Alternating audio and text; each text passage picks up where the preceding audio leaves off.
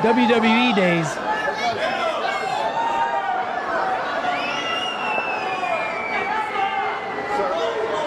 Whoa! What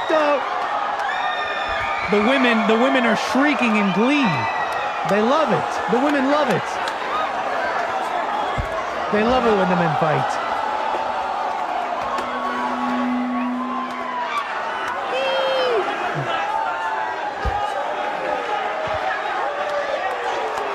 I mean, he was touching the man's face and stuff. I don't know what he was expecting. Vince McMahon, a little too far for the Mr. Trump here. Your head as you slapped Vince McMahon. Well, he had no right to touch me, and he started playing around, and I gave him a wallop, and I think it had a pretty big impact. Actually, he's got a little problem with his face right now. Classic stuff. Hey, thanks, little Nick. Classic stuff. Trump, Vince McMahon, two men. I spoke about Trump. Vincent Kennedy McMahon. He ended up buying this company from his father and made it into an entertainment powerhouse like you wouldn't believe. That was a little bit of that entertainment happening. Yes, it's scripted. I know you know this by now. Grow up. We love wrestling. I want to mention Vince McMahon here. I want to mention it because I mentioned him some time ago, back when he was being accused of some hush money payments. There was all these hush money allegations. Oh, it's all these powerful men in hush money. And what happened was this whistleblower tip led to some internal investigation from the WWE, which uncovered these payments made to these 4 women, and the origins of which were hazy and sordid in nature, mired in allegations. And so I remember speaking on this a little bit because when you uncover some of it, it's a lot of the same feminist language and allegations from years ago. We don't know what that's about. We don't know what that's hush money and what were they saying? They were saying hush money and sexual misconduct. Allegations of hush money payments and sexual misconduct. Yes, women lie. And what's more is if improprieties really did happen, it's never how it's described or portrayed, like a powerful man who coerced a poor woman who had no free will and no recourse but to do this horrible thing. It's never like that. It's never like that. I mean, they call it sexual misconduct, for God's sakes. Like, it's sex. The misconduct is usually what makes it sexy. I'm sorry. Hello. But then the misconduct, I guess, goes too far in some way, shape, or form. And then it's like, oh, that was grape. Come on. In recent years, he has also faced allegations of sexual misconduct and hush money payments totaling almost $15 million. And the term hush money, for a second, what a fake term. It implies like illegal coercion. But in 99% of use cases of this term, it's describing a purely consensual and usually legal contract. Am I crazy? Tell me where I'm wrong. The implication is that you coerced and at gunpoint was like, take this money, you better not say anything or I'll kill your family. But really, it's a consensual contract and usually very, very legal one. It's called an NDA. Am I crazy? I don't think so. The reason I'm talking about Vince McMahon, I'm bringing him back up, is because this Netflix documentary is set to come out tomorrow. And it's supposed to blow the lid on sex trafficking allegations. Again, to my audience, I implore you to keep space with so-called sex trafficking accusations. And so I had to sleep with him to be famous. That's not coercion. That's dirty, dark, whatever. But you didn't have to do that. Check it out. People have wondered who I really am. You know, portrayals me, I'm a bad guy. But no one really knows me. It's not my fault that I happen to be a self-made billionaire. That was his character. He fought dirty. You know, McMahon, the character, his character would get made fun of a lot of the time. He would be the butt of a joke and gags all the time. That was what made it really funny. Breaking news, Vince McMahon is stepping aside. The lawsuit accusing him of countless depraved and humiliating acts.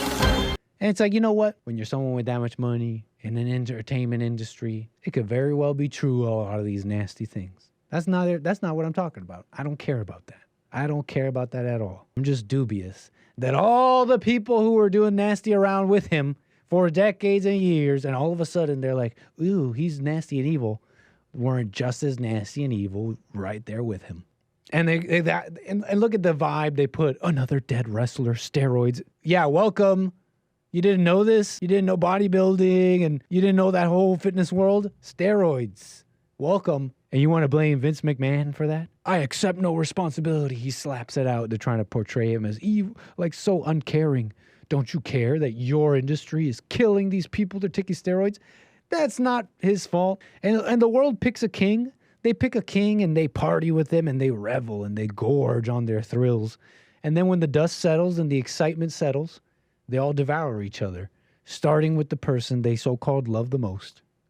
It's so crazy. It's crazy. The world is nuts. The world is so evil. And they put it on Netflix and and we all watch and we're like, yeah, wow, this is what's evil. Wow, I'm learning through Netflix in this documentary what evil looks like. And they have no clue. It's crazy. You know, she says, I was coerced and sex trafficked. And then her lawyer, some woman, is on the media, in the media saying she was trafficked. And then you see the details, and just like I've been describing in so many of these cases, she's free, she's alone, she has a phone, she's got freedom, she can be away from Vince McMahon, she has a career, she has a job, she gets paid. So no, I don't think you could trust justice will be served. In fact, I trust the opposite will happen when you consider that Megan Hall, remember that woman who slept with half of the police force? And then when it all came out, she did some lawsuit and they gave her $500,000. And why? Because she was sexually exploited. And he does the funniest like face and voice. He's like, and introducing from heaven himself, God. Like, it's amazing. It's like, Vince is just outrageous.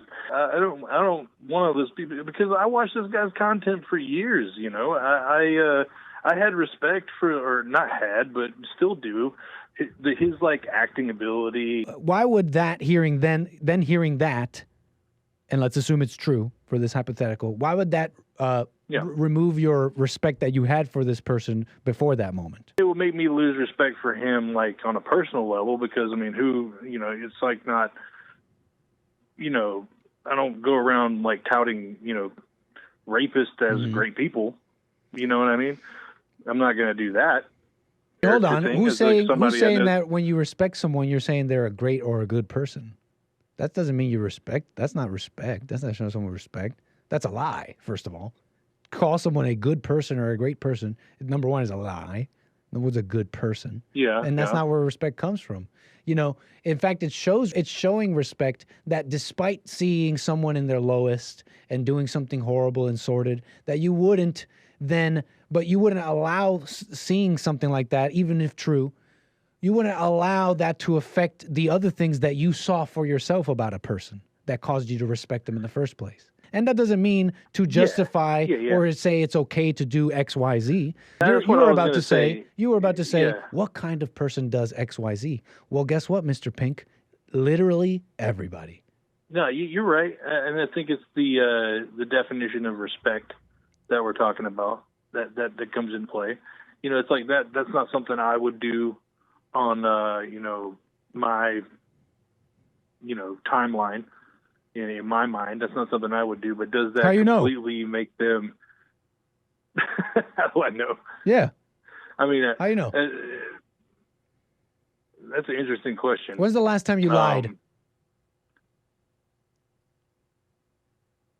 I can't remember, to be honest with you. Last week? I can't remember. No. It was like years ago. Exactly. Now, take that lie and give it $15 million. No, I get what you're saying. You got a point. And then we come out of that and we want the same forgiveness that we would extend to Vince McMahon for doing the depraved mess that he was doing. And that's the whole idea of like Christ-likeness, is that he came to redeem even the most depraved. It makes me kind of go back and I'm like, all right, so maybe the word or the phrase that I shouldn't be using is like lose respect for this person, or whatever, because of like what has come out in the limelight.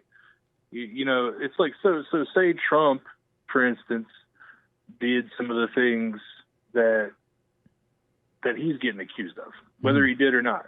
right? Mhm. Still not going to lose respect for that guy because he's out there fighting to keep the nation right and all of the other things that I respect about him. And so I'm not going to let like his convictions, if they happen, completely tarnish his reputation in my mind. And Bingo.